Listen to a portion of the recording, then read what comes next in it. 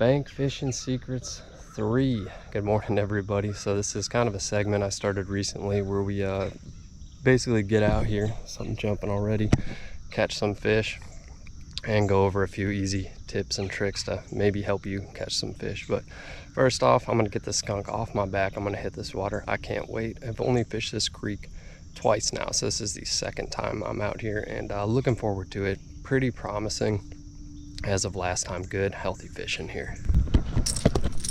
So we're gonna be starting out with that 1/4 ounce lipless crankbait. There's a lot of rock down here. I think it's gonna do quite well. I opted for that smaller size due to the depth of water we're working with, which is fairly shallow.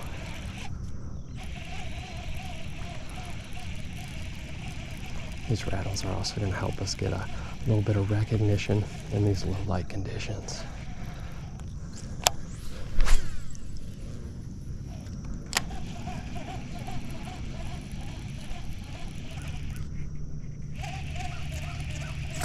Oh, there we go, we're on it. I thought we kind of smacked off a rock. You kind of spooked me, little fella. There we go. First fish of the day, tiny. Tiny little largemouth, but an awesome sign. I mean, that was within like 2 casts.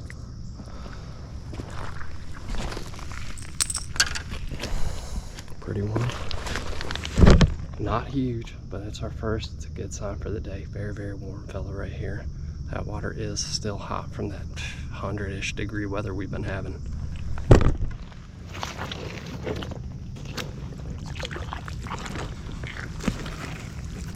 Hoping we can pick some off within the first 5 or so minutes, kind of get my confidence up.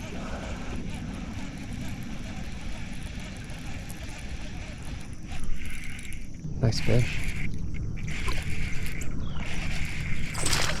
All right, man, we are on them. A little bigger. That's a decent bass right there. Awesome, dude. So glad I woke up early today. Easy.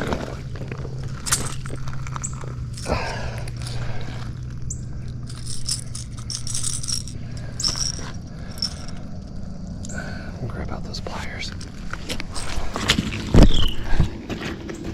Good sign for the day, guys. Tucker kind of deep, gonna get right.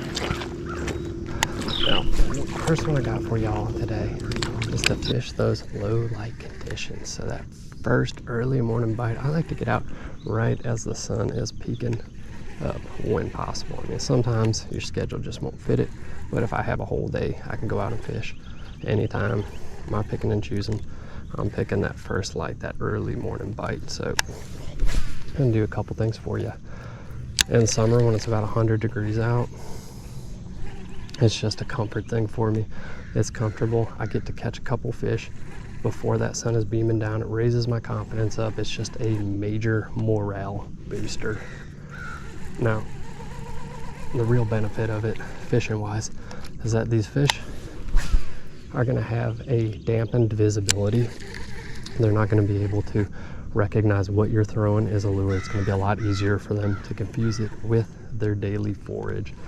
Now, people have been doing it since the dawn of time. I mean, more benefits come with it. I get to be the first one on the water.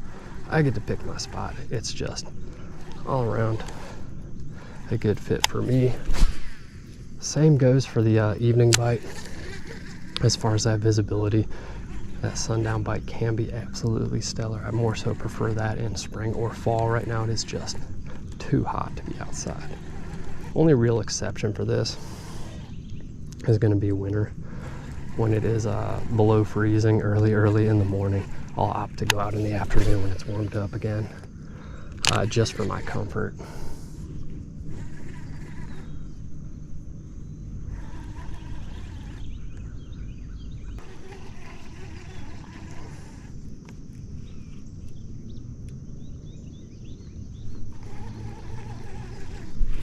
Good fish. All right. Would you look at that? A Seaguar. Super cool, man. toothy little critter. What's up, buddy? Just out here running the rocks.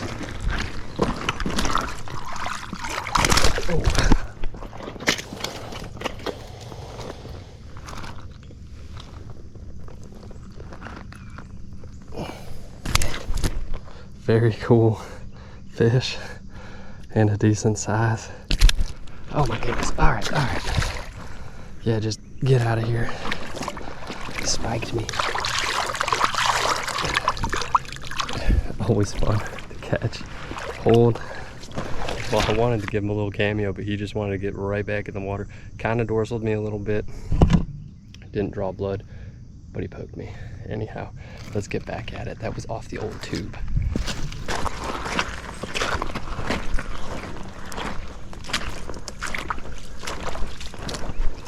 So I've just seen a couple really nice blow-ups just down here to the right of us. We're gonna walk over there, see if we can catch anything.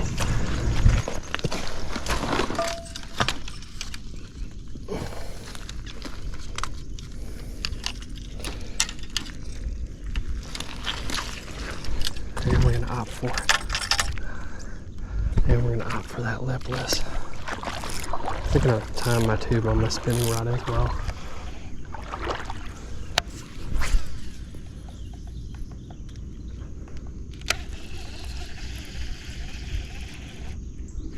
Good fish. Oh, instantly, man. Feels a little better. Oh, yeah.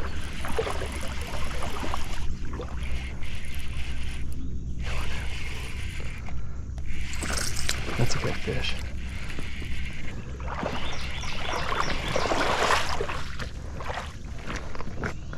Come on in, buddy. Beautiful, man. Yeah, that's a little more sizable.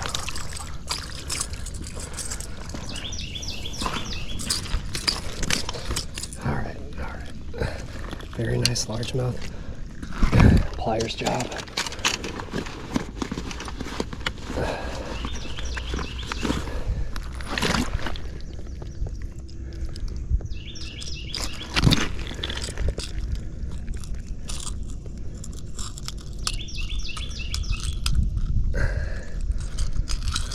There we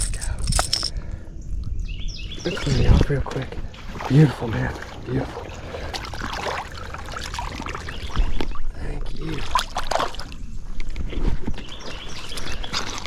We'll just keep those handy while we're working this bait.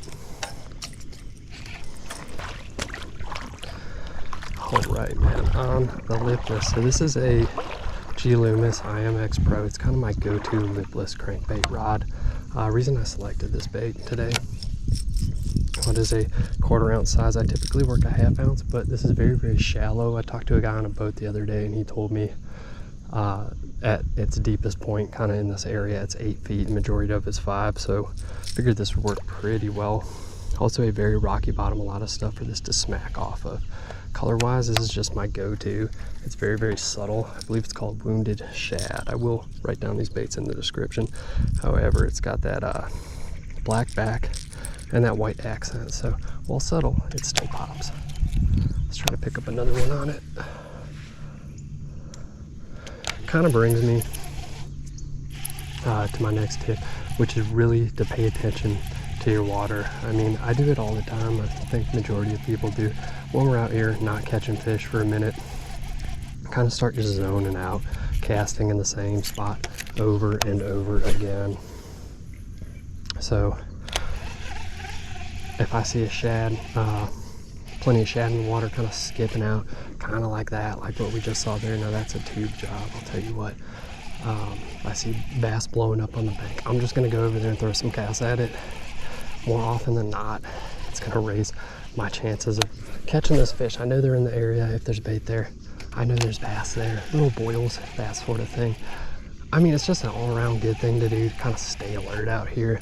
First off, if you're like me and you live in the southeast, we got 3 venomous snakes here, which are your cottonmouth, your copperhead, which look like every other snake, and your rattlers. Actually 4, because we have pygmy rattlers as well as timber rattlers. People too, I mean, You know, sometimes we fish under a lot of bridges. A lot of good spots are also homeless encampments. You know, not saying there's anything wrong with that. However, you know, if there's sketchy people out, good to be aware of them. Catch another fish. Kind of seems like the tube maybe today. Now that it is kind of hotter out.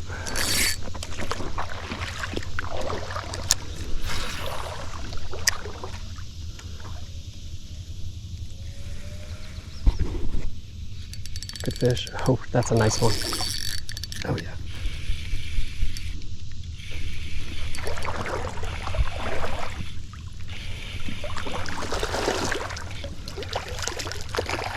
Well, not huge, but a fighter. Well fed. Look how fat he is. Or she, he or she, whatever you are. Plump fella. That's what I'm saying. This whole area has these healthy, nice bass. I mean, I got a very, very good feeling about it come fall.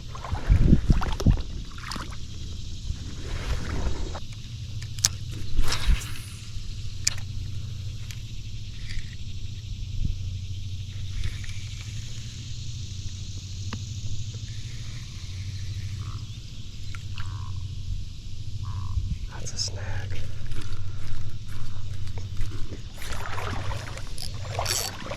We're gonna try to pop our line off of this. If you've never done this, if you don't know how to do it when you're fishing these single hook baits, it can work really, really well. It works better when you're like parallel with the water you're fishing or higher. Basically, you're gonna pull up on your rod, add a little bit of tension. You wanna be real careful doing this too so you don't break your rod.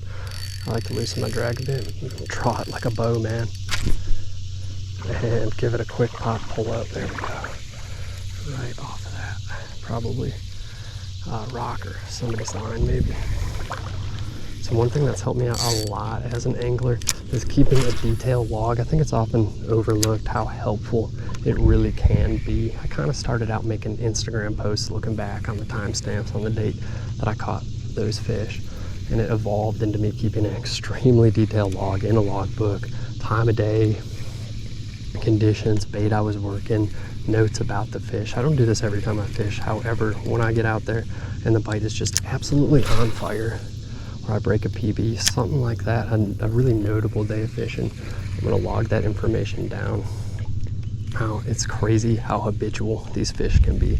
I actually I credit my last two PB smallmouths to keeping a log. First one I caught, look back at my log, the bite was kind of tough, and I, noticed that within a month in this certain location, I was working this bait and I caught my PB smallmouth. It was almost to the day. I think it was within 2 days, 3 days. Same bait, same time of day. I just destroyed that PB. I think I beat it by like 1.5 pounds or something like that. Next year, I kind of remembered exactly what I had done. So I looked back at that log, went back to that area, and within a week I broke that PB again. It's just a very, very small, helpful thing you can do. And if you're kind of obsessed with fishing and enjoy reflecting on your good days of fishing, it can be fun to do afterwards.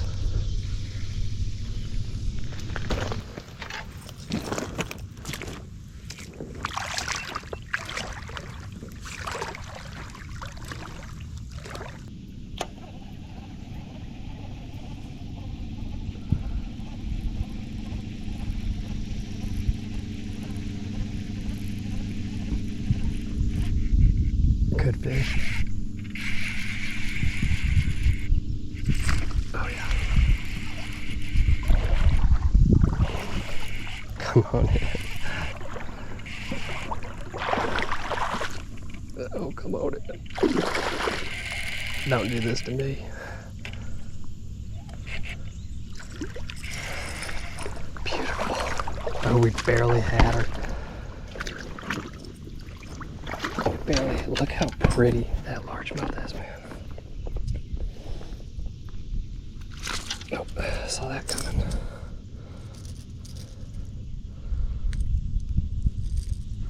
I was about to jump too.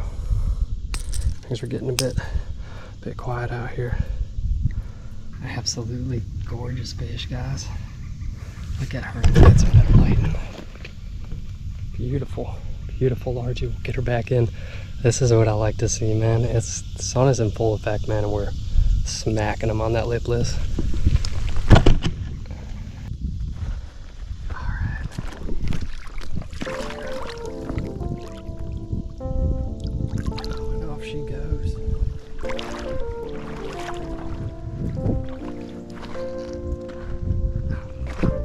Where did I put my rod? Well, I hope y'all enjoyed the video. I had a great time making this one as always. So that all-star lure of the video, what caught me the majority of my fish was that cotton Cordell super spot. I have it right here. In Wounded Shad, kind of my go-to color, really. Now, I am a big fan of this one. Major pro of this bait. It is fairly inexpensive when it comes to lipless crankbait. It also has a excellent action. I really do prefer it to the majority of other lipless crankbaits. Major con, those hooks, just nothing to write home about. Now, you can change them out, sure, if you want to take the time to do that. I typically don't, so fishing it as is, I do quite well with it. I really enjoy this bait. Just gets it done. It's got a nice rattle to it. Excellent action. They just love to eat it, especially in those low light conditions like we were fishing this morning. Now, this is the 1/2 ounce size right here, and I do prefer the 1/2 ounce. The hard truth about the 1/4 ounce size, which I primarily fish due to the water levels, I was catching the majority of my fish out of 2 to 3 feet of water. This just works better when you're fishing that small of water. This one thrives in slightly deeper conditions. I feel like more fish hit this 1/4 ounce lipless crankbait straight up in any condition really over that 1/2 ounce. It just really produces for me that smaller profile with the loud rattle. Really gets it done, doesn't discriminate against those smaller fish. The major con to that though is that the larger fish tend to choke this bait, which can be a tedious deal when unhooking them. Can be an issue, have to deal with catching them in the gills, that sort of deal, which I'm really not keen on, which is why I do lean towards that 1/2 ounce. Moving on, guys. The other bait I was hitting them on was that Strike King Bitsy 2, my go-to summer confidence bait, what I carry with me. Basically, if I have them, I'm bringing them with me when it comes to spring, summer, even fall fishing. Now, it's a 2.75 inch tube right there. And I got that loaded with a 1/8 ounce Eagle Claw tube head jig. I do pre-rig these. It can be a pain in the butt to rig when it's super hot out, when you're sweaty, shaky, whatever it is. No, nice bait. All in all, just catches fish. Hope y'all enjoyed the video. Had a great time making this one. As always, be good to yourselves, be good to each other, and get some good fish on, my friends. I will see ya this coming Monday.